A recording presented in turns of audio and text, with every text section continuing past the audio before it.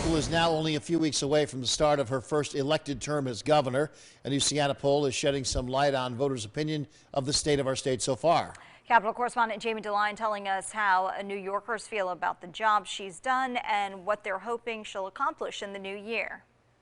Ahead of the new legislative session in Governor Hochul's first elected term in office, Siena pollster Steve Greenberg explains what voters think of her in the latest Siena poll. Right now, 45% of voters have a favorable view of Kathy Hochul. 43% view her unfavorably. That 43 is the highest it's ever been.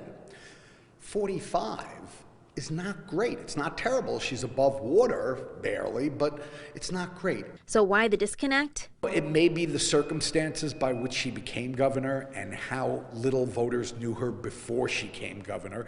Maybe that makes her climb a little harder, a little higher, but it's still out there for her to do. Back in January, Hochul's goals for the state included revitalizing SUNY, making communities safer, and increasing trust in government. When we ask voters, how do you think Kathy Hochul did? How did the Hochul administration do in living up to their goal to try to make communities safer, as she laid out in her 2022 State of the State address back in January?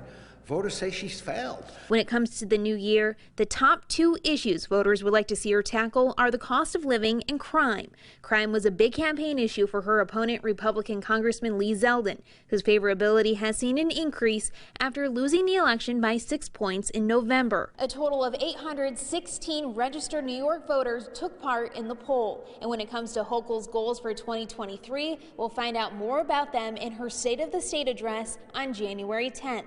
In Albany, I'm Jamie DeLine. The race to fund the government